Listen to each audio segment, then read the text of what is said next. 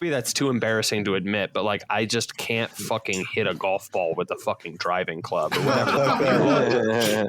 Like I just end up like taking 3 inches out of the ground, and then I feel like I'm like, you need to work on your depth perception. Yeah, I used to have like just fantasies of like after I miss a putt of just like finding the nearest person, just whacking them with my putt. Oh my god, dude! The driver in particular, I'd like hit it and it would like soar off into the woods. And I'd be like, well, at least I fucking hit the thing. Like, let's go hike. Well, the better you hit it, the more neocon you are. So it's not so bad if you. Yeah, that's pretty fair. Dude, that's what rules about it. Wait, was W a better golfer than Obama? I mean, I'd imagine. You guys, we don't stand neocons at all around here. I thought that was the ultimate red pill, becoming a neocon. No, it's just like ultimate contrarianism is to come back to neocons are good. Exactly. It's going to come at some point. Yeah, it's some Christopher Hitchens shit. Yeah. I like it. I'm down. I'm there for it. Yeah, that'd be an ill grift if we're just like, actually, this is the new, no post left, no right, no alt right. I think that's gonna be like Fed Post season 3. I feel like we're season 2 right now. Absolutely. That's like a couple. You know, we got a third iteration, and you guys will be neocons. That'd be awesome. I wish it was like skateboarding sponsorships. Like someone's listening to this and they're like, "Classman, I heard you tape. It was sick. I'm sending you a box," and you get it, and it's like 80 polo shirts. Mad difference. Salmon colored shorts. Yeah, exactly, like 5-inch inseam. A couple pairs of spares.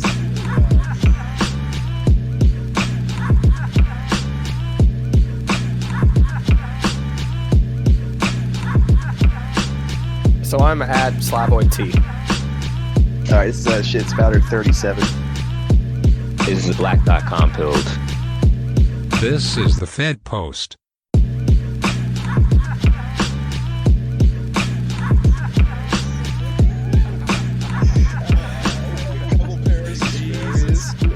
Neocon starter pack. Yeah, exactly. I'm Flo for NeoConservatism. I'm hoping to go pro, like get one of those Fox News gigs or whatever. That's just like how the Cato Institute actually works. They send you like fucking loot boxes.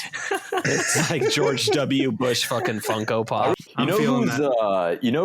What person in government is like the niece of Leon Trotsky? Nora Valco, who's the director of the National Institute on Drug Abuse. Really? Yeah. That's odd.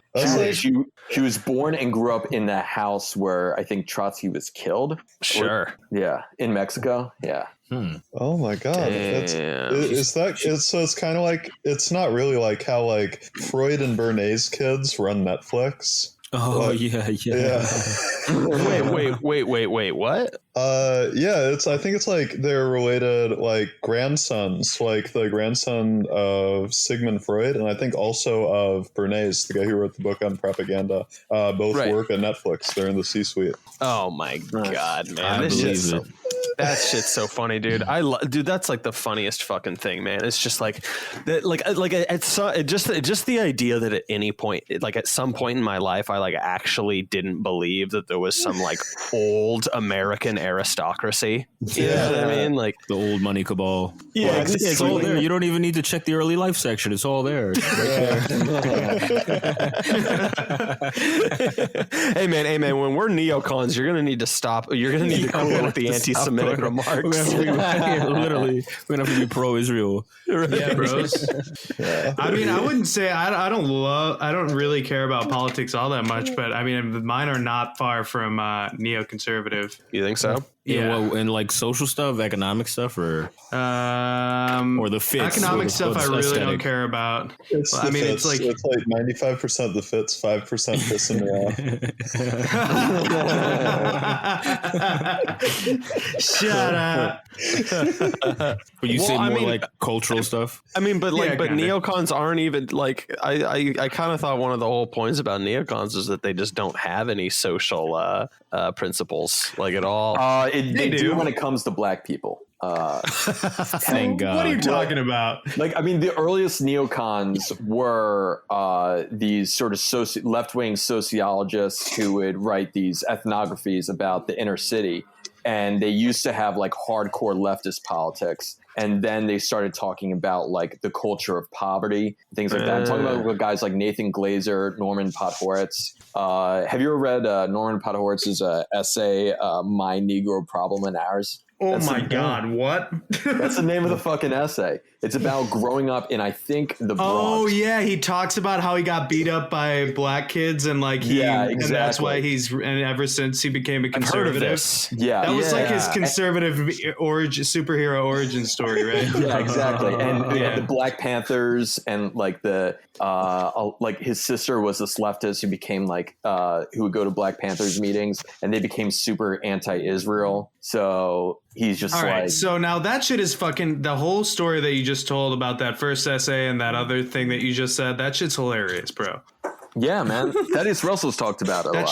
That shit's great. It's hilarious. Yeah, I love that. Like that's the boomer equivalent of saying taking the red pill. I just don't know. I just don't know how someone hears about that and they're like, I'm mad. You know what I mean? That's the boomer equivalent of taking the red. Getting your ass kicked by son, it's time for me to tell you a long-winded story about a time I was assaulted by minorities. By a victim of the knockout game. The knockout game is the fastest red pill. That is kind of like Thaddeus's clip on Ghost Jail. Yeah. I mean, like he's referenced. I read the essay because Thaddeus was talking about it with Glenn Lowry. But like Norman Podhoretz begins the essay with saying, "What was Glenn Lowry's take on that shit, bro?" He knew Norman Podhoretz personally and his wife. And so, what was the take though? I mean, he likes them as people, but he actually was super in line with the neocons for a while. But then he left when he started thinking, okay, these guys don't really have sort of given up on these problems because black people aren't going to vote for their policies anyway. So just for me, out of pure detached academic curiosity, how do we get from that to like, okay, now you guys got to go die for Israel? Like, how do you go from one to the other? So Thaddeus Russell's, I don't know about, I haven't really thought of my own theory. Thaddeus Russell thinks it's because of the alignment between black nationalists and Palestine. Okay. I guess that makes sense. Well, just how neocons go from that to supporting that doesn't make any sense. How the early neocons went from that. I mean, I don't think that. I just assumed that was just. I thought.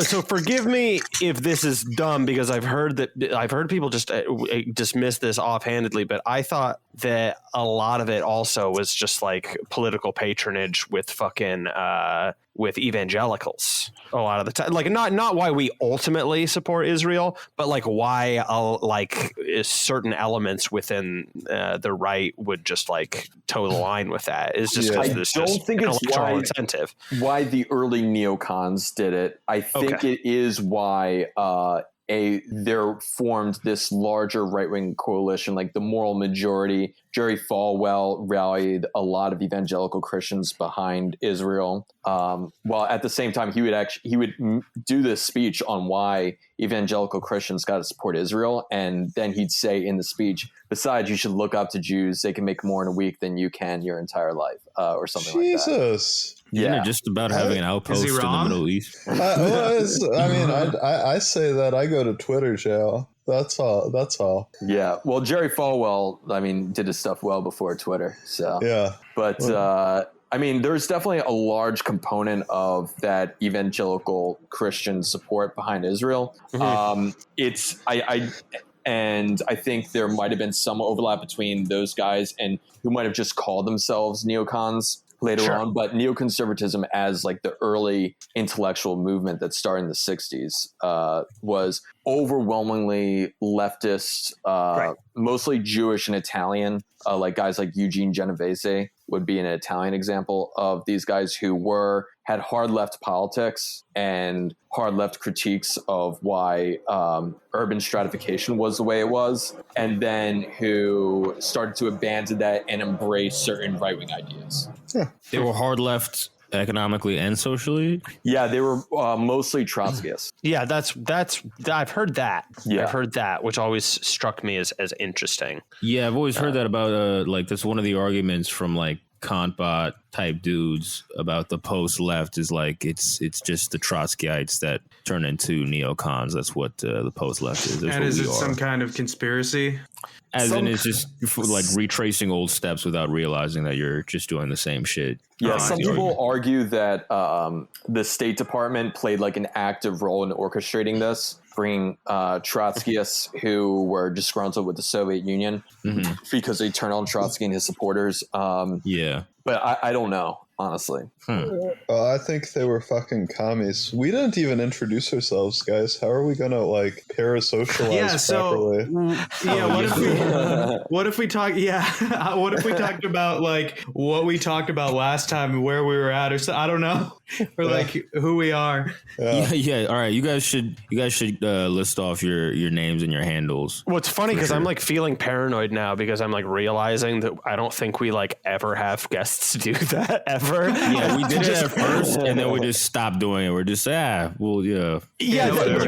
maybe did it like once or twice, and now I'm just like, oh fuck, that's right. Anyways, yeah, what's your, who the fuck are you guys? Oh man, okay, I'm Classman. I work on Ghost Jail. I make some of the music, and I write some of the segments, and just hang out in the group chat. I guess you can hit me up on Twitter at CIASS_man, because someone else took the one with the actual L in it. And it starts with CIA. Yeah, that's the other part.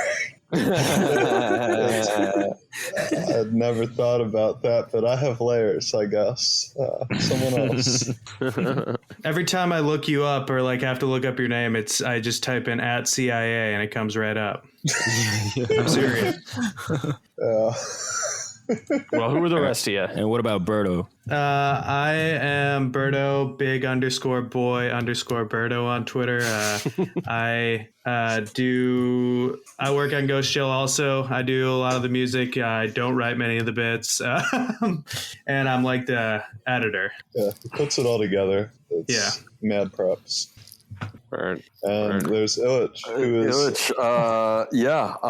I'm the member of Ghost Jail without any concrete skills. Based. I don't do any of the music or the editing because I don't know how to do those things. I write a number of the segments on each one, and I take a role in constructing how the episode goes, what we're going to talk about. If we were Captain Planet, he'd be the Native American kid with the heart.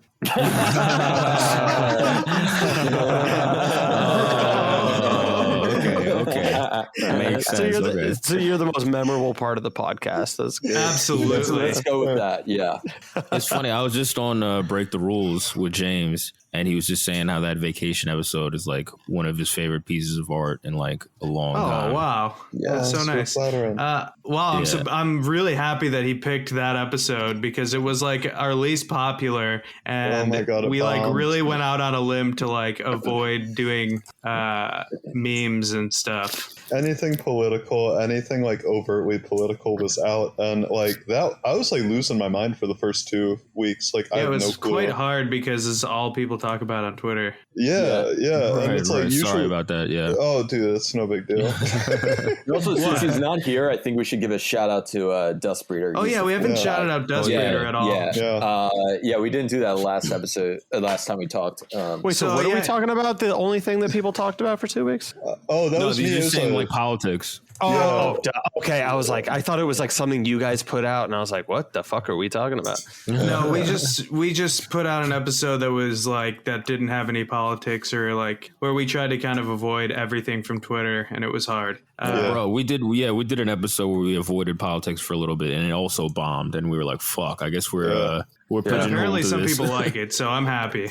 But Dust Peter's probably, I would say that he's probably the funniest of the four of us. That dude's hilarious. He makes some of the best music on the show too, and he's just not online right now, and we don't know why. He just said that he doesn't want to be on the internet. And everything he does is phenomenal. Everything he provides to Ghost Jail is phenomenal. Yeah, that's accurate. It's probably offline because he's a healthy human being. He's never online as much as the rest of us either, so that's smart. I was gonna say, like, oh my god, I wish I could stop.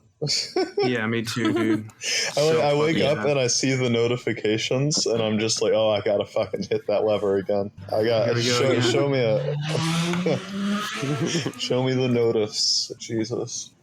So last time we were talking, I think we were mostly just for an hour. We were just sort of like feeling out each other's politics and like where we like how we form them. Yeah. We got kind of into theory. My audio was blown the fuck out. Maybe I'll keep it for bonus. I think I could just keep that whole shit for bonus. But that shit was amazing. Damn, I liked it. I really did like it. I mean, hopefully I could fix my audio, but this might be the main one. I don't know. I'll stitch something together. But so we should keep this one to an hour. Okay, there's a couple things that you guys were talking about bringing up. All right, so there's Kamala at the border. There's the flag attack. There's Tulsa. And this thing that we were just talking about now that just came to mind is like the phenomenon of neocons going woke. Going woke? You said? Yeah. Well, have you noticed that? Like neocons, it's like what Slav was just saying. Like they're not really socially tight about. Yeah, they're sort of they went woke.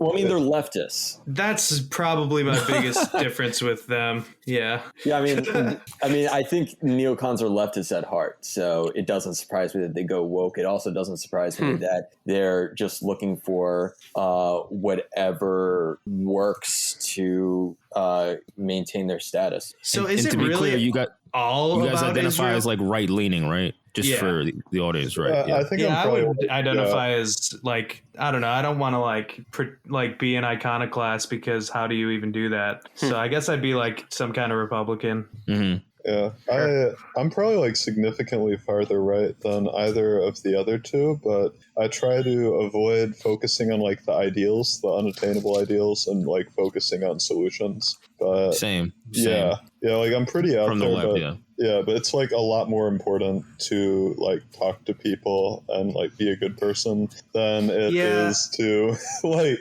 constantly. Yeah, at the same time. Just all the fucking infighting, like everyone knows about that. Like that shit drives me up the wall. That's if I had like any strong stance. It's really, like, all that matters is that you're not like fucking a giant asshole and fucking like subtweeting me every 5 minutes and being angry and mean. Yeah, like I do.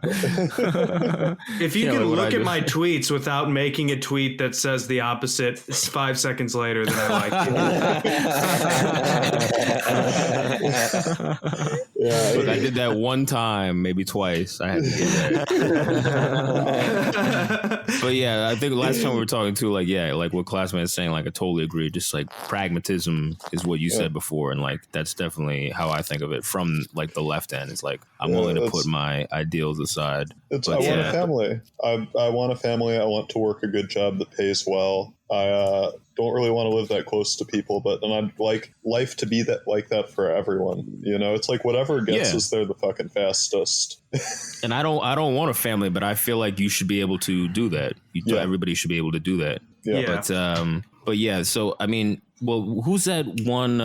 There's that one neocon woman, like journalist woman. I forget her name. Jennifer Rubin. She's like shifted woke. Isn't David Frum like kind of like shifting woke? I mean, like they're all sort of like, that's been a thing for a while, right? Like, I guess they're doing that. Yeah, they get these jobs as like the token conservative columnist or whatever, and then they never say anything that's like meaningfully conservative or like meaningfully objects to like the position of the paper or the position of the other columnists, and they just collect these like fat fucking paychecks and get dunked on Twitter and continue untrammeled, unbeaten, unbowed. I fucking hate it. I'm not like that familiar with it. I just see them like on my timeline or whatever. I'm just like, fucking Christ, this shit again.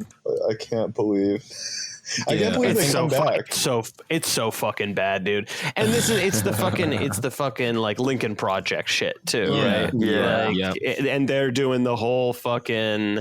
Oh yeah, those guys are the ones who like are basically posting lib shit all day, right? Yeah, they're posting lib shit all day, but yeah, like they like they just shit posters, but they're and they just rekindled the like the whole rad lib thing is kind of just like it's just like a galaxy brain conservatism. They're whatever. Part of the fucking blob, man. They're part of the blob. Yeah. They're it's HR people. It's the people that think that a guarantee of truth is just like being extra severe, like that kind of like shit lib thing, like Movie Bob does, where he's just kind of like I'm gonna be. I mean, you said galaxy brain, like I'm just gonna be like. You can know that I'm serious because I'm just going to go out of my way to characterize my opinion in like the ugliest way possible.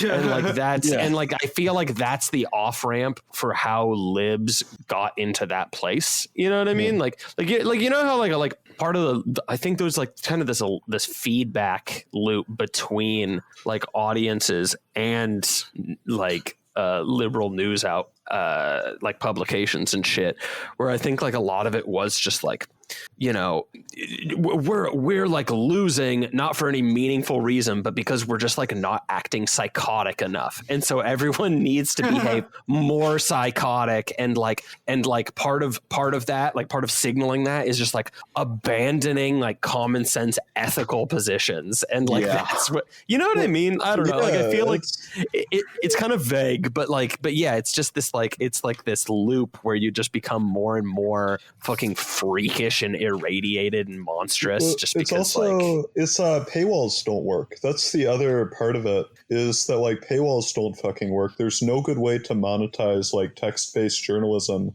online, so you need like a devoted subscriber base. And because the like subscribers of the New York Times, for instance, already skewed left, like they leaned into the Trump shit, the like Mueller shit, the like bullshit for the last like 4 or 5 years. Right. Yeah, I was posting about that earlier, I think. Yeah, just like because those are the people who will like pay money to subscribe to a newspaper because they think they're doing the right thing by doing so. I'm not paying for shit. I grew up with like Napster. I don't believe in paying money for content. Like, it's a signal. It means you're a good person if you're subscribed to the New York Times. You're of high status. Yeah. I support like people who make things I like, who I can like reach out to, but like the New York Times or whatever, like fuck you, never. So they they doubled down on the resist shit, I think purely to like get those subscriber numbers up and like continue to be a functioning paper, because otherwise there's no money in journalism anymore. There was so many.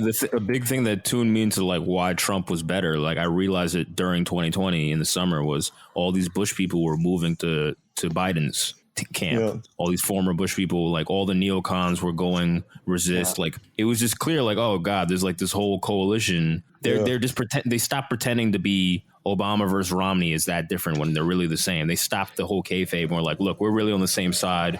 Yeah, right. Sorry. I mean, like Trump's rise to power was basically saying fuck you to the entire Republican establishment. That's the whole point, was like voting for the reality TV star over like any of the Republicans were like, no. Yeah, I mean, Fox News fucking hated him. I remember that entire thing. That was when it was the most fun. Yeah, man. All those debate moments. Great. All the time. This isn't the Republican Party. This is not what we stand for. He is not a conservative. Like, he is not a traditional conservative. Like, you know, he's an absolute man, dude. God, I knew people who were working on the Rand Paul campaign during the Republican primary. Losers. I like Rand Paul. I like Rand Paul. I like Rand Paul too. Rand Paul's like well, I mean, there's worse people, I guess. What's not to like about Rand Paul? He's a chill guy. I mean, the funniest thing about Rand Paul is that he's just like the Charlie Brown of modern politics. Exactly, dude. Exactly. That's why he's fucking chill. Funny, dude. His dad. That's what I mean. Like, what's not to like? He's Charlie Brown. Yeah, that's true. I mean, Charlie Brown's also kind of complaining, but I mean, anybody that worked for that campaign is just definitionally a loser. I mean, really fast, just because this is kind of funny. Let's take inventory. What is all of this shit? I mean, recently he fucking had to walk through that huge fucking crowd of protesters in DC, right? There was that video of it. Rand Paul. Yeah. And then, I mean, didn't he like, wasn't he at that game where someone was shot? Yeah. Like that baseball game? He got shot. He was there. And I think someone beat the shit out of him. Hold on. His neighbor beat the shit out. Like his neighbor almost beat him to death. Yes. Over violating the NAP. That's what he was saying. We'll get the shit beaten out of him. This is not rational self-interest. Yeah. Fuck off my lawn. Your hedges are growing over my fucking lawn. That's aggression. How is this not aggressive? What is not aggression about these fucking hedges? Well, it's libertarianism in real life. No, dude, it's DC, right? So Rand was like, "Hey, buddy, she looks a little young for you." And then next thing you know, like, I think it was in Kentucky, but the point still stands. Yeah. You can touch kids in Kentucky. It's just like arms crossed, like I don't think you can touch arms them in crossed, DC. plugging your ears while you're like jumping up and down with a red face and your arms crossed, and you're like, "She's not too young for me." Yeah, that's the Libertarian Convention. That's just what you described. The age of consent is totally arbitrary. Now, what is the difference between? It's just a bunch of guys that look like Chris Chan just screaming this at each other. Dude, that convention was wild. That clip of that convention where they're like, "Oh, why do I need a driver's license? That's tyranny." Oh, that shit was so. Shit. I mean, I can't think of worse press for a political group, honestly. Well, I can think of worse press would be the time a guy went up naked on stage and just like spoke for like 11 minutes and no one stopped him. I thought it was the greatest moment in Libertarian Party history. I mean, that's the outcome of all of it. Like that's the peak. It climaxed in that moment. Damn, I did not know that. Yeah, you can't stop him. That's violating. Dude, if you told me that like half the Libertarian Party higher-ups were like plants from other parties intended to keep them from reaching power, I would believe you. Yeah. Well, I don't think you really need to do much to keep libertarians out of power in electoral politics. No, it's just like there's like one dude who's like getting a paycheck from Joe Biden or whatever. Who gives a shit? And he's like, I say we put the naked guy on. I say that's minutes. Yeah, no. They're like someone's starting to just like spit bars, and they're like starting to say good shit. Get the naked guy out there. like pulls his phone out of his pocket, like in The Departed, like checks the text, puts it back in, like ushers the naked dude up. See, the CIA hit him with the naked guy gun.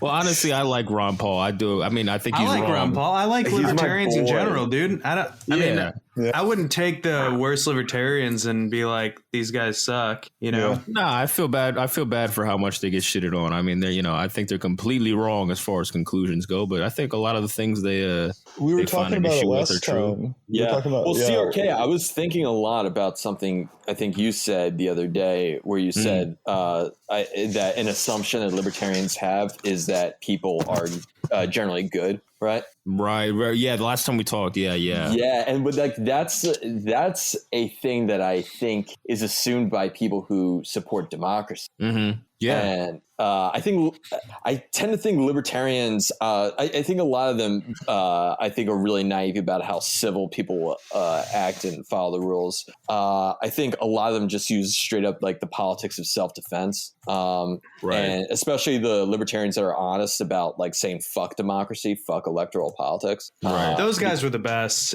I mean, they're basically NRX guys. Yeah. I mean, that's like NRX is basically just like libertarianism, but you have to solve for bad people. And so it's like the simplest possible solution for like solving for bad people. Literally, NRX is like pragmatic libertarianism. It's which is why a lot of them were like ex-libertarians. That's why Moldbug will write like 50 pages about Austrian economics for fun, as far as I can fucking tell. Libertarians are the only people who do that. Yeah, I mean, like the Dark Enlightenment, like the first part of the Dark Enlightenment is talking about how libertarians are increasingly realizing that they have no hopes in electoral politics and that they should instead try to just get the fuck away from this whole system. I mean, I don't have any very fond feelings or very warm feelings toward democracy. I don't know. Yeah, it's weird. I'm probably the most sympathetic to democracy. I have a natural distrust of authoritarianism, which is weird because Illich, you're right. Like if you have a low view of people, which I do, I think people are naturally dumb and stupid and bad. Yeah, I really mean.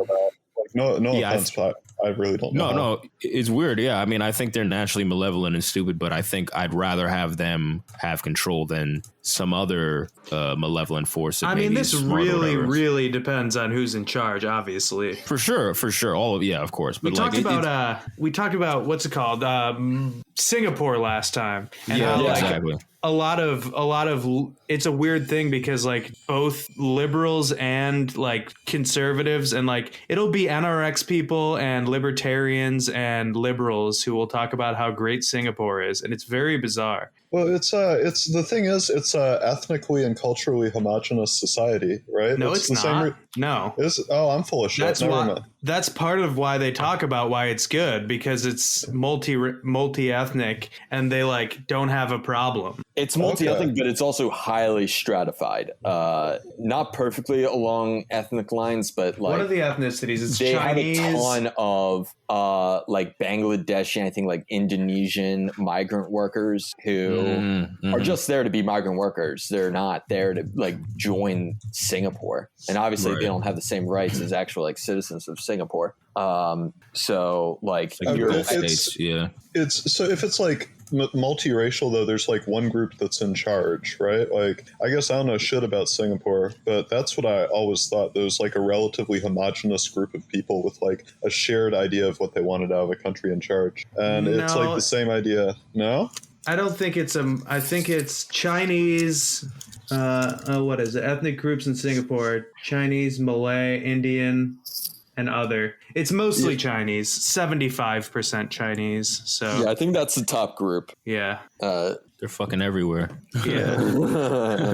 Well, yeah. That's the best Chinese country, though. We can all agree on that. You think it's better than Hong Kong? Yes. Okay. I mean, I've never been to any of these countries. I have no idea what they're like. Me neither. All I know is that, like, I mean, remember that, who's that American kid? Michael Fay, I think his name was. He was the American kid who went over to Singapore to, I think, like, live with his dad. And he was starting shit, like, smashing cars, doing graffiti everywhere, and just, like, I don't know, just doing a lot of vandalism acts. Yeah, so you don't do that in Singapore. They were like, okay, well, we caught him, so he's a Jew. We're going to sentence him to a few months in jail, and we're going to cane him. Yeah, and he's a juvenile, so we can't cane him as much as an adult, but we're still going to cane him. Yeah, my buddy, I mean, like, the reason we started talking about it last time is my buddy grew up there. I was talking about how he's, like, a very interesting kind of liberal who's doesn't bother me at all. And he grew up in Singapore and loves it. Yeah. I mean, like, to be honest, like, I mean, would you rather, if you had the chance to say you were facing like a jail sentence of like a year or more, and you had the take a cane in 5 seconds. Yeah. Oh, dude, reduce that with a caning. 100% the fuck out of me. Yeah. How do you guys feel about like corporal punishment like that? No problem with it. Oh, dude, it seems crueler to me to like not kill some people, frankly.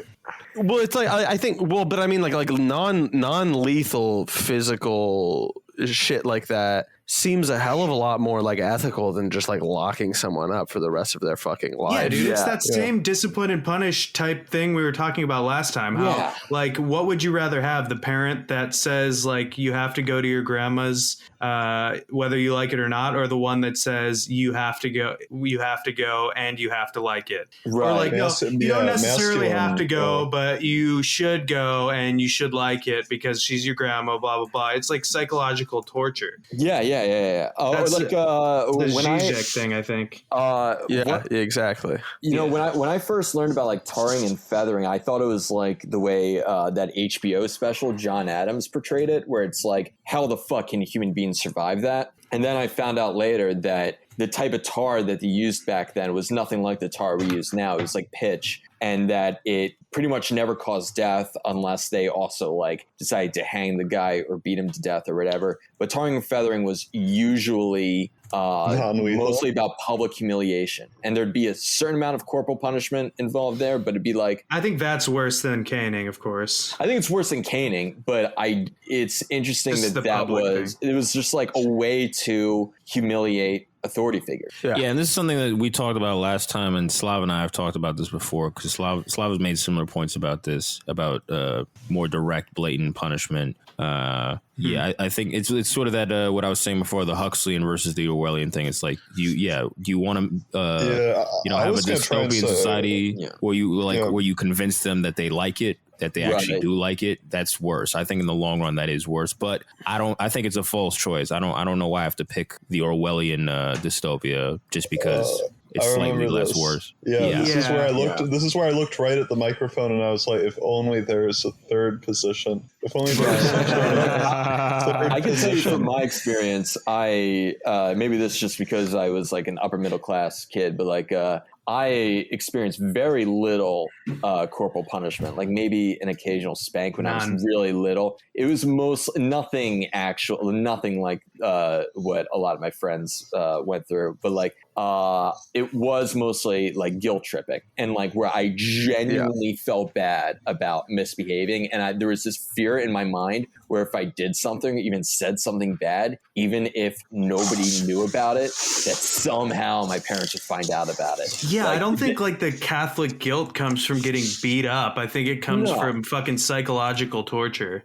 I wouldn't even define it as psychological torture, but certainly psychological conditioning. I remember like as a kid, I like from that, I distinctly remember like being really young and thinking like, if I did something, like one of my parents is going to be so upset they'll like want to kill themselves or something. You know, just like, oh my God. just like insane shit that a kid thinks, and like you do something. I'm going to lose the love of my parents. Was like it's horrifying. It's like horrifying. It's like I would like trade that for just like getting my fucking ass kicked in like an instant. Like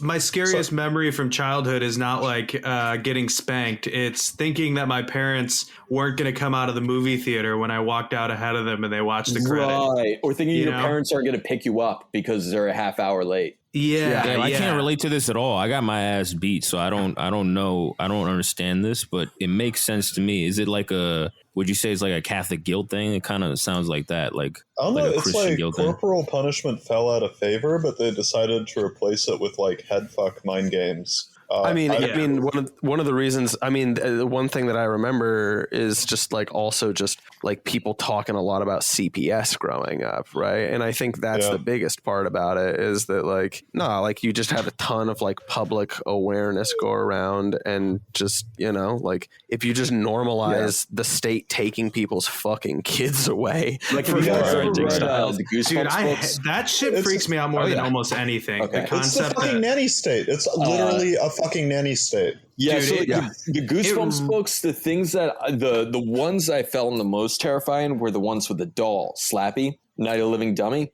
Is this the ventriloquist doll? Yeah. And actually, it made me get. Tell us more about Slappy, Ilych. Okay, so Slappy, we have 18 minutes. If you recap another fucking book, I'm going to blow my brains out. I have a point. Okay. Slappy, so make the point. Slappy torments these kids by doing shit, making it look like the kids do it, and threatening them with like, and your parents will send you away and people take you away and you'll never see them again. So you got to do what I say. Okay. So that's creepy. I don't like that. Yeah. I'm talking about like how there was this like, it was one of the scariest goosebumps because it tapped into like a real fear that a lot of kids have. Oh, man. I mean, just to circle back, I think the whole concept of the parents or like it feels necessary to a certain extent, but like maybe that's just because I know about it. But like the whole concept that the government can kind of like take your kids away, like it pisses me off like nothing else, dude. Mm-hmm.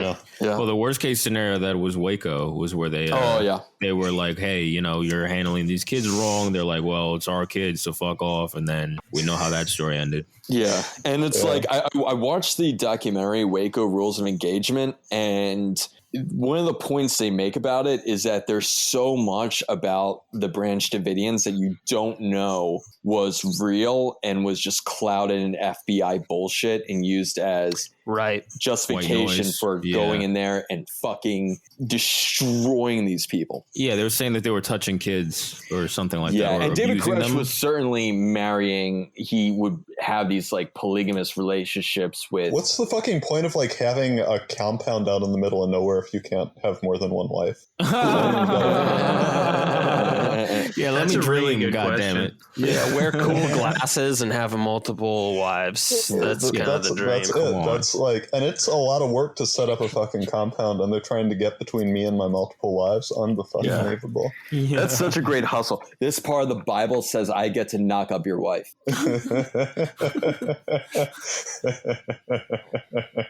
wouldn't call it a hustle.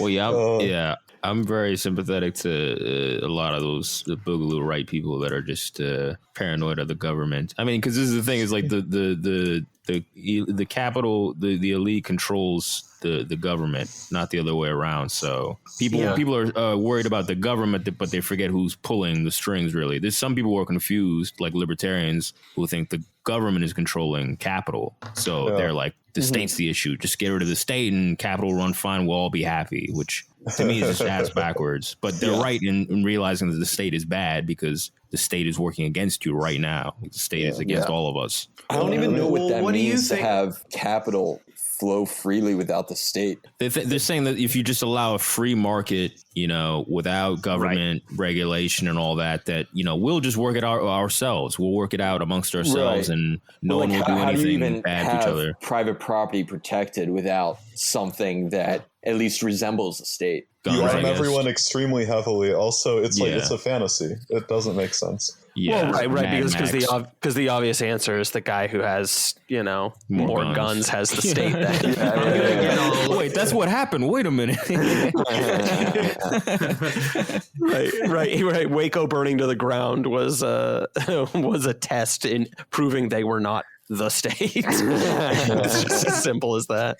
Well, it's like now too, I'm even more worried because now you can get your kids, like if your kid wants to transition and they're over like 13 in some states. Yeah, I heard about that. Did you guys hear about that? Did you guys hear that like New York Times story about I think it was New York Times. I don't really know what it was, but maybe Washington Post about the Muslim family that like got, dude, that is exactly what I like. This was the argument I was having with my brother about this shit. I was just like, how is this cool with anyone? Can you guys quickly vaguely know? Can you quickly recap it for people who don't know? So this guy, I mean, were they first generation immigrants? I actually have no idea. I believe the father was an immigrant who learned English, went to Seattle, and became had a tech job. It's something like that. Yeah, his son was autistic, and then his son tried to hurt himself, and then they turned him trans, and they were like, "Hey, they said like trans." I think he was like freaking out in the hospital, or so. They take him to the hospital because he's being suicidal, right? And I think he's autistic. He's fucking freaking out, and I think he says something like I'm trans, either freaking out or I there's like the implication that he was suggested to do so. I don't. It was usually impulsive also, I think, well, what would the story be if that didn't happen? If that didn't happen, then like the whole story is bullshit. You know? No, I mean, no, like the story past that point is the story past that point is then basically them being like, if you do not acknowledge, like if you don't call Play him along. Yeah, exactly. If you don't play along by this, that right there is ample grounds for the state to just take your child from you. If you didn't agree to put him through hormone therapy, then that is grounds for the state taking him away. Dude, I pulled it up. The age at which minors in the state of Washington can receive mental health and gender affirming care without parental permission is 13.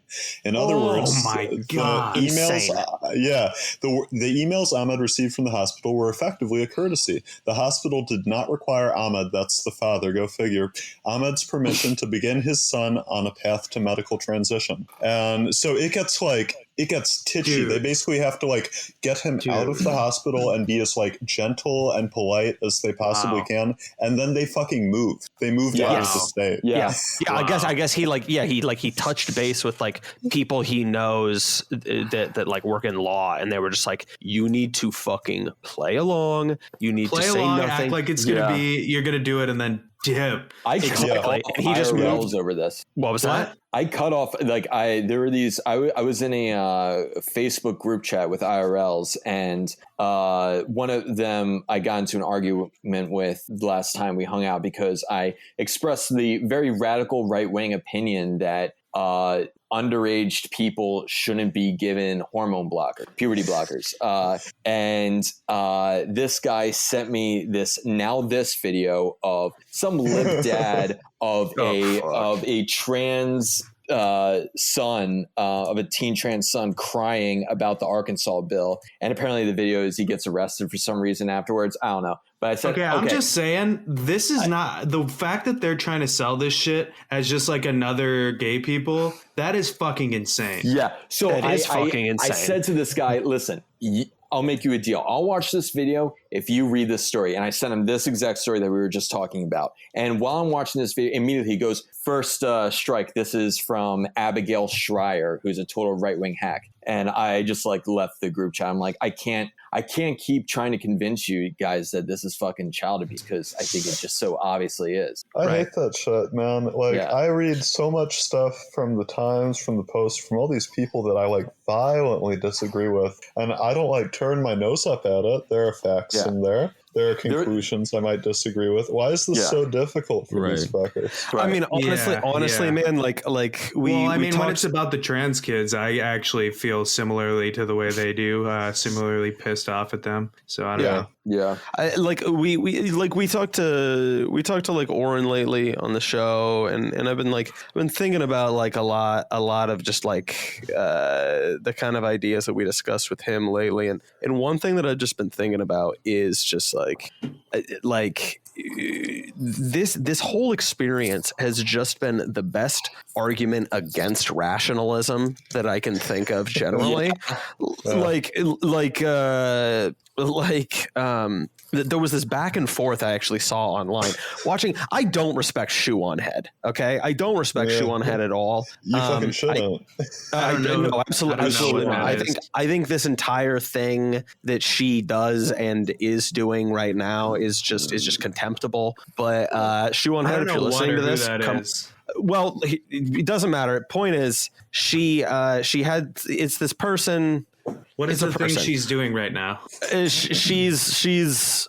I'm not going to go into that. What I am going to say is there was a back and forth between her and some other person, and she said, something like, "You shouldn't, hot take, you shouldn't fuck a horse." And the person responds by saying, "Yikes! Can I get an argument for that? Can I get some data?" Right. You got get citation needed, right?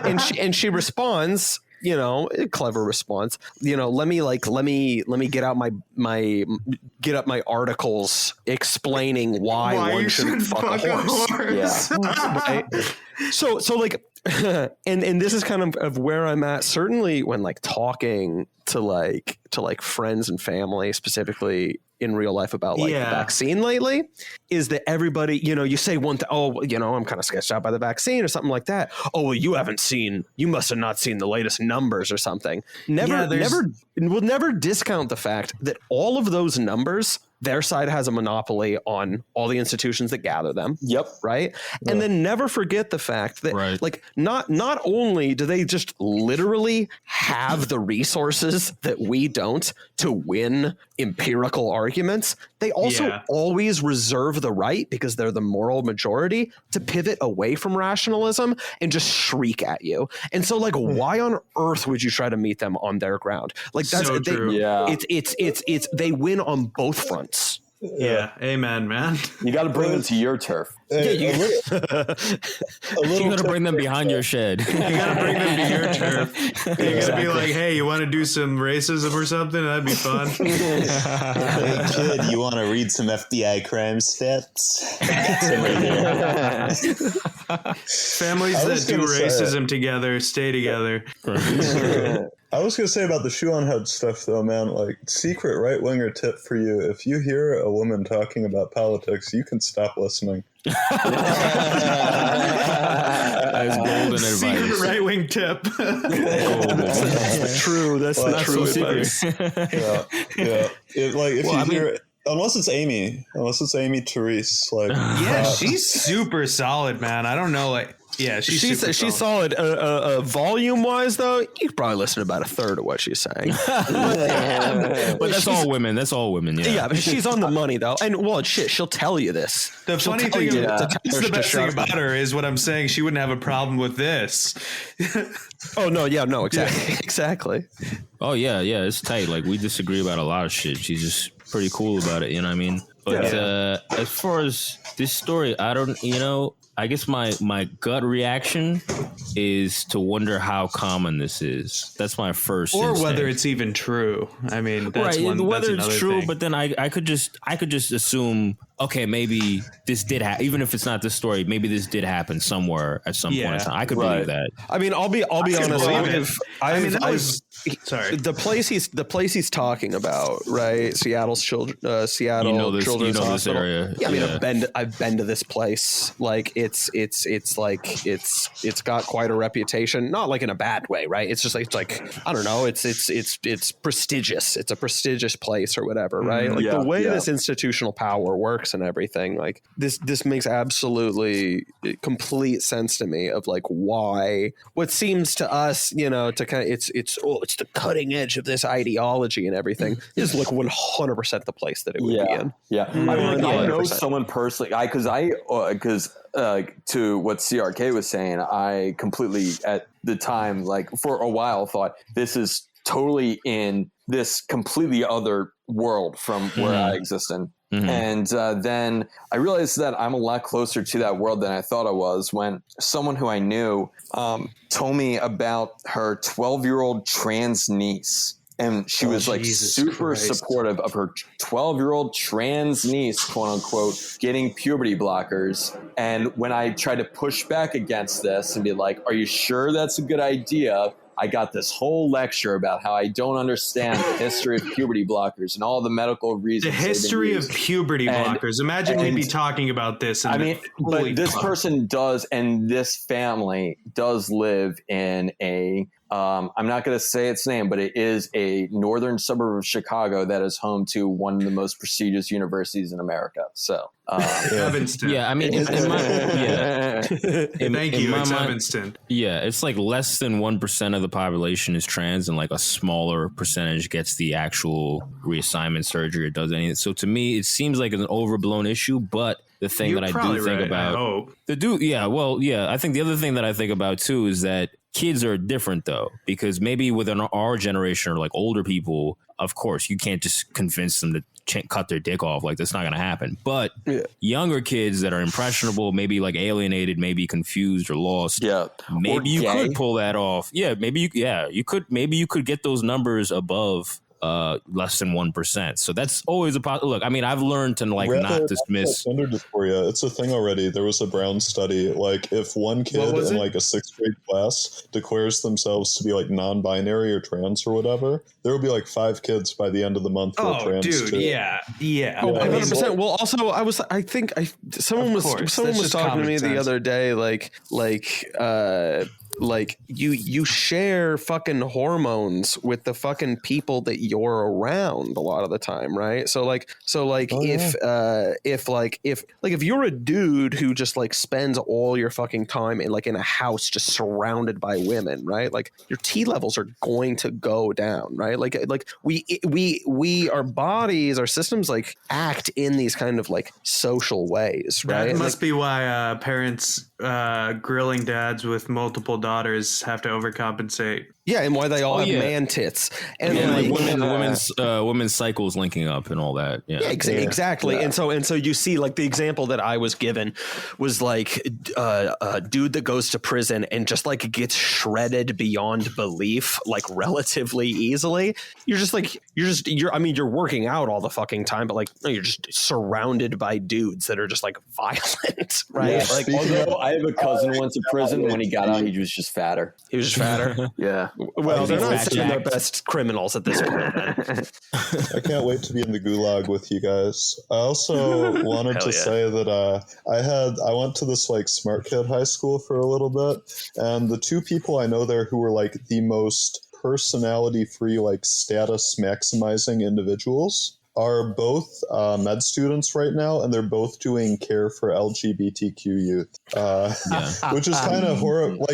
Because like that's their job. That's all they care about is like maximizing power and prestige. It's been that way since I knew them, since whenever I went to high school, right? And that's what they've latched onto. So yeah, that scares the shit out of me. Yeah, that seems like real bad news. That these people who care about nothing more than maximizing their clout, their power, are talking about like why kids feel better when they transition. And people who like kind of deserve it and are like very actually smart. You know? That's the other part, is that like whatever's going on institutionally, like that's the signal they get. If you want to make a name for yourself, if you want to blow up, if you want this, if you want that, trans kids, next thing. That seems insane to me. I mean, it almost just kind of makes me, the first thing that comes to mind is just capitalism drives innovation. Right. I mean, that's the thing, right? Is that you're putting these kids on puberty blockers. That costs money. You're giving them surgery. That costs money. They're going to require therapy. They're going to require like constant medical shit for the rest of their lives. That's more money. It's just like a way to take money from people. An emerging market. Yeah. Well, no, it's an emerging market because normies are just finally starting to wisen up on the fact that like people should probably like really not be going to college in the numbers that they are. Yeah. And so we have a replacement for that, right? Like you're not going to go to college. You're still going to have 30 grand in debt in your mid 20s, and it's, and you'll also just not have a cock. So there you go. So it's like they invented like custom slavery. Yeah. No, exactly. They're sitting around a table custom like, listen, slavery, yeah. I want to enslave people. I want to enslave them more, though. I want some sort of physical sign of enslavement. And all the plutocrats are like, well, the collars are out, man. Well, listen, we'll just get them to cut their dicks off. It's fine. You guys are talking about buck breaking, it sounds like. It's buck breaking for white people. No, it's character customization, man. Right. Yeah. Right. Yeah. Is that what they called it? Right. Yeah. I mean, like I said, I don't have strong concern about family issues because I'm not going to have one. But I mean, even for me, 13. But I mean, imagine it's pretty obvious. Having a I mean, like you don't need to think that much to think about how it would feel to be a parent and have this happen to you in any regard. Well, yeah, that's where it gets into the suspicions and this. As far as emerging markets and like the opportunistic element of it, like seeing people who are canceled for Me Too, like getting Me Too'd, and then all of a sudden they're trans, like that was like seriously eyebrow raising for me. But as far as this other thing is like, why would you want kids to have this level of autonomy? In my mind, it immediately goes to because you want them to work again, and you want to lessen like child labor laws. Like that seems like a logical through line. I think it's worse. That reminds me of that teacher who was like, that reminds me of that teacher in like whatever PTA meeting or something who was like trying to talk about kids making adult decisions and how kids make good decisions for their future all the time. And I was like, what is she going to argue? I was like, it's like a fine line. Are you about to argue that the age of consent should go up, or are you about to argue that kids should be able to take hormones? It's like you can't tell what they're about to say. Yeah, and then that's why I love how Amy Therese calls it NAMBLA leftism. Yeah, dude. Dude, that one tweet, like, it's really not that complicated. They're rich and they want to diddle kids. That's all there is. That's Oren, yeah, dude. Who tweeted that? Man. Oren McIntyre. He was on our show. He's really great. That's an all-time fucking tweet. That's a really good one. Yeah, he's like an anorex guy. Like, basically, the idea is like the autonomy is for that is that's the road that it's heading towards. Yeah, this is the point where I'm just like, gotta return Catholic Church, man. So what's the line from? I mean, yeah. Well, there's molestation there, so what's the line? Yeah, dude. What you're talking about? We just gotta let these priests lay pipe in a grown woman, and then we'll probably be good after like a few decades. I know of priests who got in trouble for that. Just stop moving them around. And let the Vatican, like, it's probably too late now, but let the Vatican, like, let them kill people. Like, if a priest touches someone, like, you should get to watch them being hanged. Like, well, that's incredibly basic. The Vatican's already interested in that. It's just that it's the opposite, and it's them getting all hooked up with the fucking Great Reset people. Yeah, Jesus. It's real hard to be a Catholic right now. To be honest with you, Catholic fellas, I don't think you guys are going to get what you want from the Catholic Church. I'm sorry to tell you. Oh no, I agree with that. Yeah. I don't know. I went to church this Sunday for the first time in like probably 10 years. What's it for you? How was it? I don't know. It's just like, I don't know. It just like, it wasn't like a profound experience, but it was just like, I don't know. I just felt nice, you know? Good to be back. I would say mosques and churches like are the most chill places I've ever been. Yeah. That's super chill. We went one weekend. It was nice. Yeah. I mean, I think it's something that I probably would have dismissed years ago of like, this sort of dissolution of the family institution. But I think it's pretty apparent. I think you guys are right. I think it's not. I think it's just atomization in general. It's just more people are living alone. Relationships are all transient. People are just transient. If you're just moving from pod to pod, how can you have any real? I've been in so many buildings in New York where nobody even knows their neighbors. Like that's just normal. Like it's just a transient society. And if it's like that, how are you supposed to fuck? How are you supposed to have any roots? Like that's not going to happen. How are you supposed to organize? How are you supposed to like do anything outside of accepted narratives? How are you supposed to advocate on behalf of your friends? Since I'm already asking really weird questions, CRK, do you have a reason for why you don't want to have a family, or it's just not for you? I just never wanted to, and I just interest. I just think this might be extreme or whatever, but I feel like if I had a kid, it would be some type of narcissism on my part. I don't think that's what I would attribute to everybody else. What do you mean? I just don't think that I'm. I think people take light about the responsibility of having a kid. That's how I feel about it. I see a lot of people having kids, and I'm like, damn, man, you didn't think 2 seconds about that shit. Yeah, you should. I think that you should think a little bit, but I think that's sorry, continue. No, but it's natural. Like most of humanity was not thinking about it. You know what I mean? That's just normal life. It's life on planet Earth. But how I think about it is I take it very seriously. So I wouldn't do it because I hold a lot of gravity in that, and I don't think I would be fit for the role. Basically, that's how I feel about it. I think you would, man. I think it's a respectable position, but it's also kind of part of this whole thing. Like you're getting tricked too. You're getting tricked too. Like I don't think it's because they're like consuming resources and they're going to cause like global climate change. No, but they want to convince you that like you can't have a kid because you're not going to be able to take care of it or something too.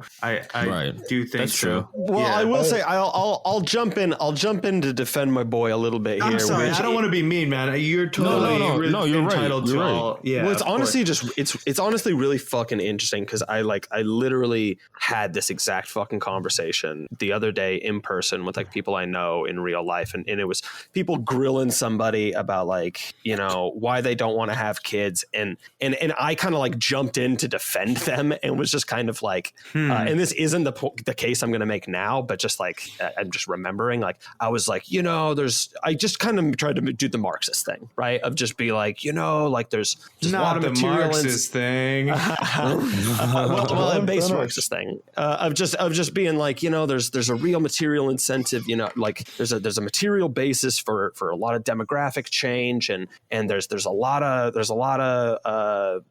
incentive in the feedback loop to just make it so that, you know, people like us just like don't have kids, and you know, you can't blame this one individual for feeling this way because that's just the culture that we've been steeped in. And I kind of like realized after that point also, like I looked at this person after I had said that and I'm like, I sound like a complete fucking asshole right now. Yeah, you kind of sound like you're saying that your friend's super brainwashed and you can't blame them. The problem with always making that point is that I think to a certain extent that we all are to some level. Right. Yeah. I think about it all the time. I think about what CRK said all the time. Am I going to be able to pay for it? When can we do this? How much money do I need? I think about it all the time. Make them pay. They fucking owe. But my point here is like after just saying that insanely condescending thing to this person that I respect, I don't think it's condescending. I don't think it's condescending. Well, it's true. It feels like it when you say it.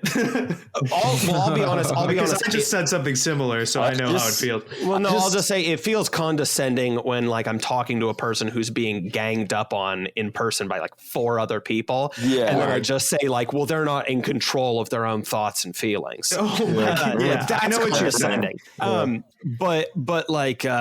Exactly. Like I know, but like the point I was gonna make is just that like it's a hot button thing right now. But I think it's also just fair to say, like, at any fucking point in time for the last hundreds of years, right? Like, it's just completely valid for someone to just not want to fucking have kids. You know what I mean? Like, it's not a new thing. It's that, like, they're trying to sneak into our brain to make us think that. And so, like, we're jumping at the opportunity to be like, oh, it's the programming. But, like, it might just also be one person in a long line of people that didn't want to have kids. Yeah, I got to add to that. It's not just the money thing. Like, if I was rich, I still wouldn't. 1, because I think it's a burden, and 2, because I think I would just be a bad parent. I mean, you know what I mean? I recognize my own flaws. I just think that the kid, if I see the kid has certain flaws growing up, I'm going to know it's my fault, and I don't want that on me. So that's just how I feel, which is a little bit, you know, maybe too strict or too harsh, but that's how I feel about it. That's not an indictment.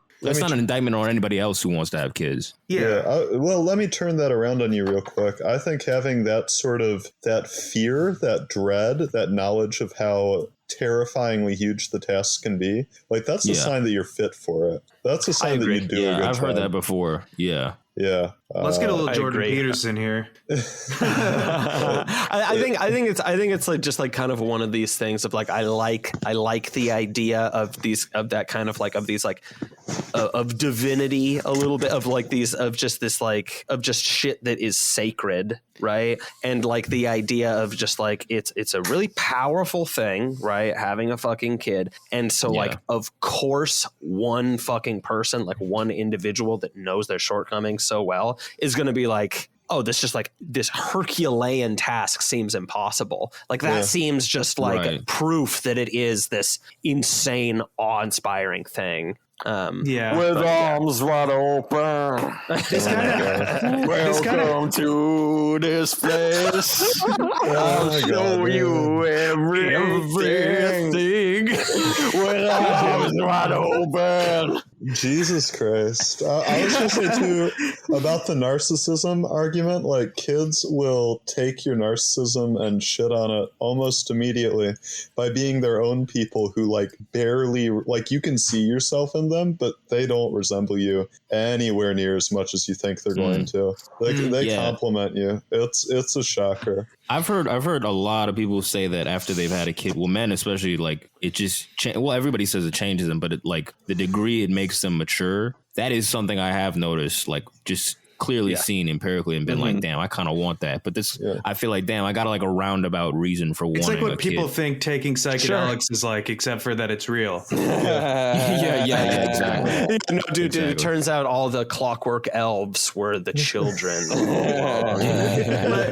I was gonna say that, like, we were kind of it kind of has to do with what we were talking about earlier, but like the suckiest thing about all of this is that I wish that I wish I hadn't thought about any of this. You know what I mean? Yeah. Like, I wish that I could have had kids without having to think about any of this ever once. Yeah. What, you know what I mean? Think about what you mean? Think about what, though? The ramifications, like, paying for it. Just like everything we're talking about. I wish that, like, I hadn't had all these stupid political thoughts about having a fucking kid. You know what I mean? Yes. Yeah. Yes. Like, my brother we're overthinking something. Yeah, we're overthinking it. Well, this is like similar to something like BAP was talking about recently, I think on Twitter, that I really I thought I reflected on, which was like him just I don't remember exactly how he put it or whatever, but basically just saying, like, don't fucking have a kid for like political reasons. That is I think he's been like shitting on like I think he's been talking about like shitting on the Brunigs.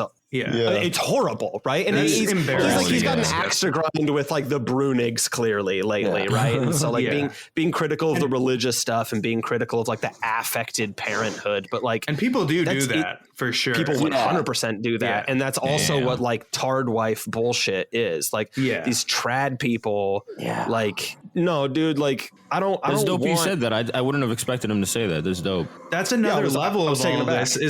That's another level of all this is that I've actually had that thought in my mind too. That I was like, would I be having a kid like for the dumbest, most fucking like to own the libs? To own the libs, that would be fucking complete. Because of course not. I don't think so, but like it's entered my mind enough that like you have to wonder. Going to be like John Connor against the libs. You have definitely held ridiculous opinions to own the libs, and so like totally. Nah, man. I mean, I've done all sorts of stupid shit to own the libs. The default human impulse is to have a kid. That's just all life on Earth since the beginning. So it's weirder to not want to have a kid. That's for sure. Yeah. I kind of disagree there. I mean, I think it's no, dude. I mean, I think people are pretty malleable, and so I think like I don't know, like you shake a stick and you hit somebody like 90% of the time who doesn't want to have a fucking kid these days. Yeah, I think really you want to these days. I think the natural human instinct is to want to fuck, not to want to have kids. Yeah. Exactly.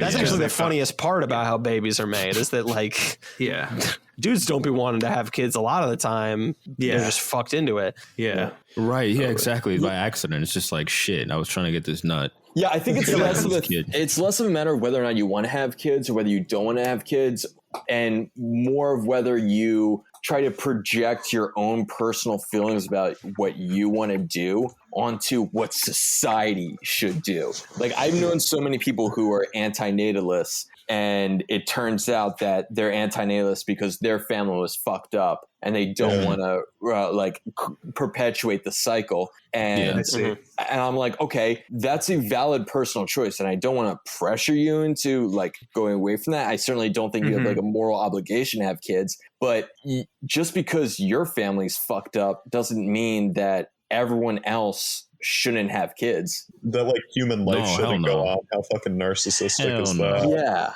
Yeah, and it's also the other way around, where like if like a lot of people who personally want to have kids will talk about it as if that should be the default option for everyone else. And no, dude, everyone should be allowed, like, everyone should be able to make up their mind on that shit. I'm pro kids. But of course, the thing about it, though, that I was going to say is that I think he was also warning against, like, if you have a kid and it's for, like, some disingenuous reason and you're just having them to prove a point, they're going to sniff that shit out immediately. And it's going to, it's good. Yeah. Kids have, like, the best bullshit detectors in the entire world, dude. Especially when you're, like, let's say, like, 6 to 13 and you have like, a working brain and nothing to fucking do. Like, they're going to figure that shit out. that you didn't really want them, that you didn't really like, you were just trying to prove a point or something, and that scares the shit out of me. Like, imagine finding that out, you know? Yeah. That, like, not even that you were a mistake because your parents loved each other or whatever, and they fucked up one night.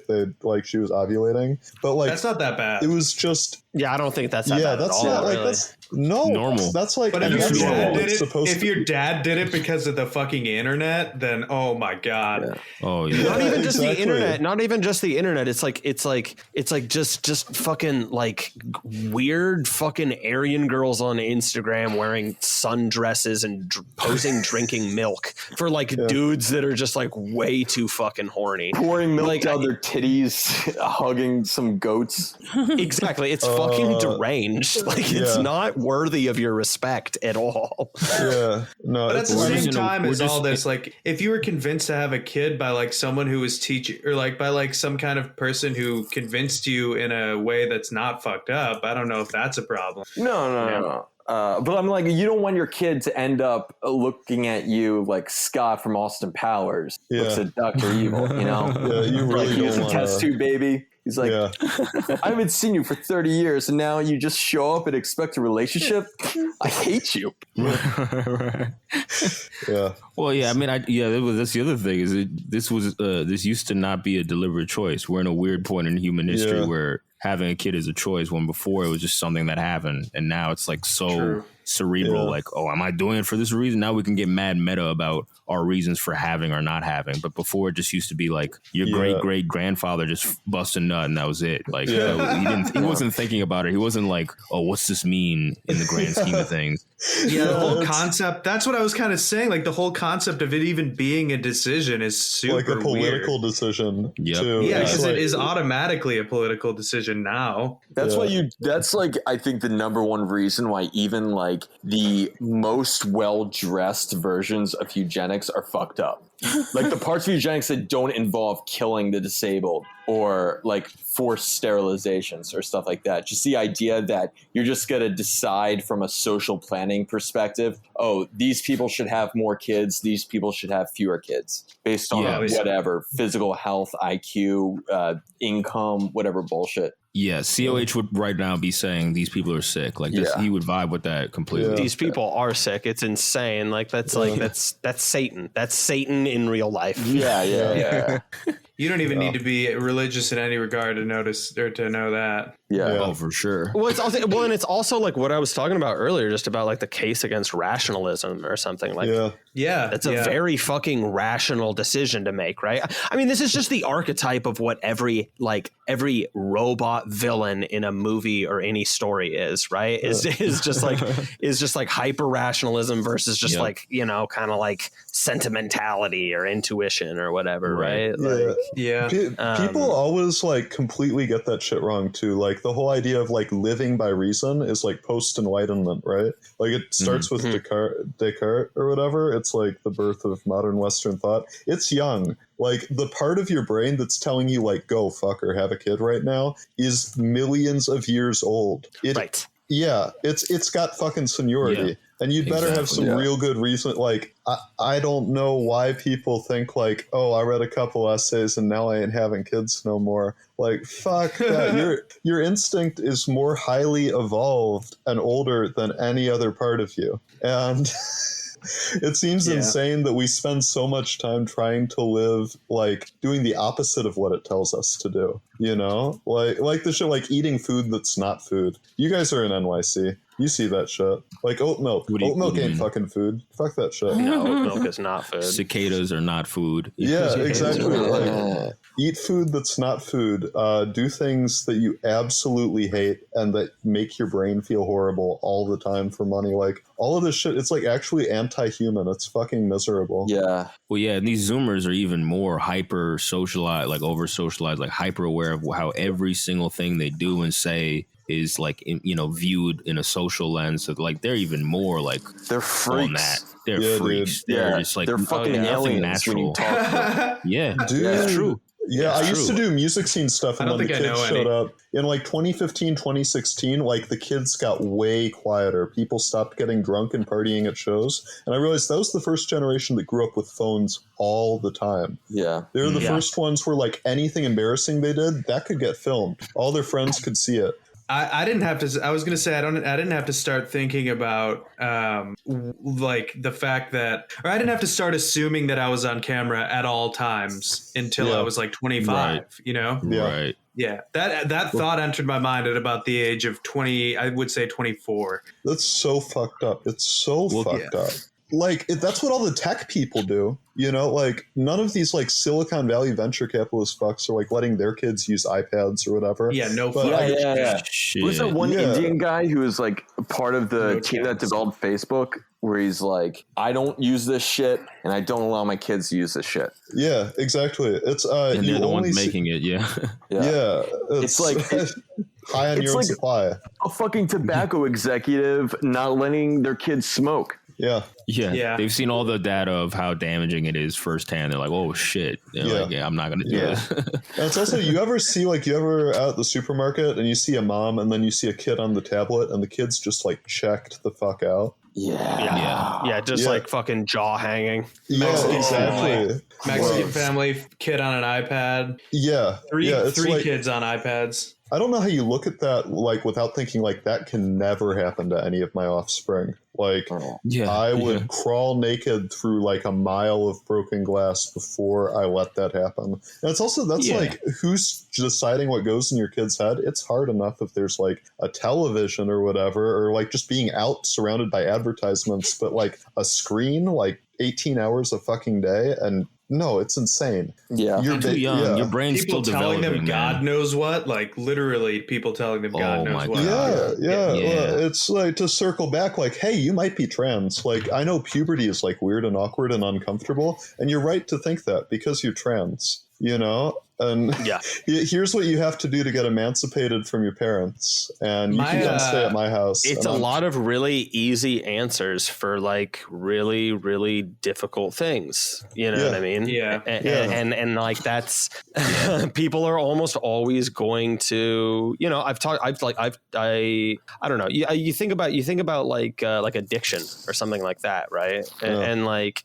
It's just such a fucking common thing. It's like it's affected so many people's lives, and it's really just a really pretty straightforward example. And like in most cases, in all cases, really, of basically just like like if you just have a button you can hit that like satisfies your brain, I mean you're fucked. Like you're just not gonna stop pressing that over and over again. Mm-hmm. That's not hard to fucking figure out. There's not some crazy thing going on there, especially if you're crazy dissatisfied with your life and you're disconnected from the people around you. Almost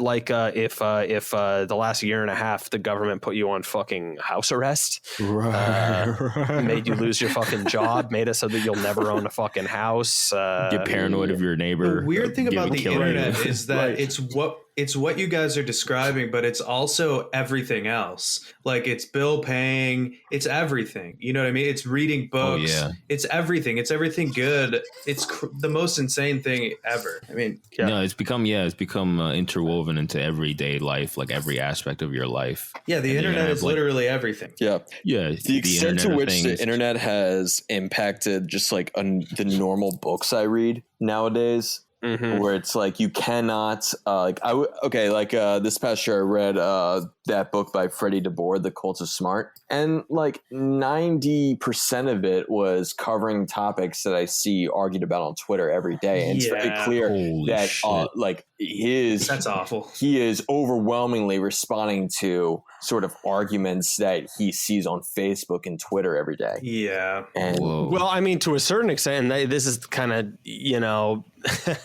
giving away the game a little bit, but like, you know, I consider our podcast not, you know, it's not like high academic academia, right? But like a lot of what happens in like what passes as like political discourse and like the political activity is like people literally just talking about like weird feuds between cliques on Twitter. Super true.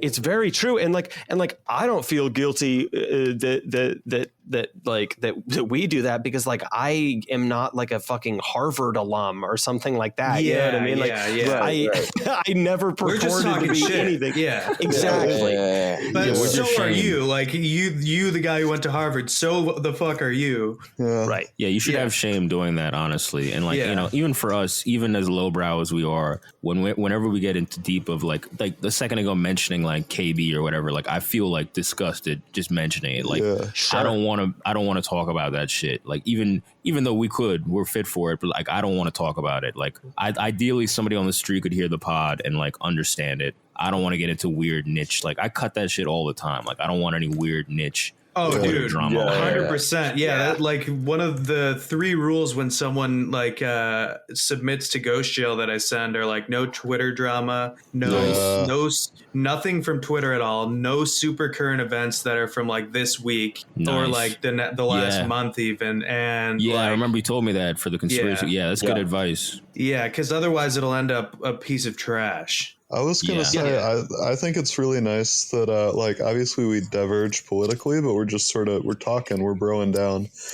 That's really nice. It's absurd the lengths we have to go to do it, but I'm glad we're doing it. Yeah. Oh, yeah. Well, I think that's, again, like I talked about earlier, there's like the thing in the effect and the feedback loop where like... we're just some boys talking about some stuff. Exactly. Well, it's like shit wouldn't be so bad if we just like freaked out more. Like if liberals could just be more hysterical. Like I mean that happens with everybody politically online to a certain extent, and it's become like, you know, if you say the like, hey man, like just because we disagree doesn't mean we can't get along. Like people just think you're like IDW or some like basic bitch retard centrist. But that's like hating the centrists for all the wrong reasons. Like no, you shouldn't fucking you shouldn't hate someone. Good. Yeah, like you shouldn't hate someone because of made up ideas that like are nothing. You know what I mean? Yeah. Also, how do you have any conversation with any normal person outside the internet? Yes. Any normal person you on the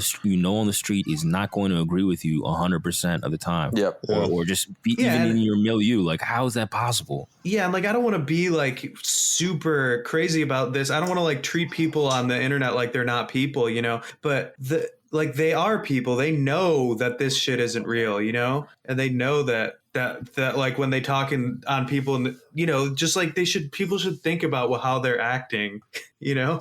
Yeah. I mean, I think people a lot of the time get like tricked into playing. Sorry, my bad. It's people get tricked into playing this game, I think, where if they play all their cards right online, their life's magically going to get better offline. And I think that's I think that's great, and I'm kind of playing that game, but you can't get too into it. It'll drive you crazy, you know? I feel like that. Like people like do all this really weird, really hardline shit, or they like do stuff to impress their friends online, and it just fucks you over, man. Like learn to get along, learn to get by.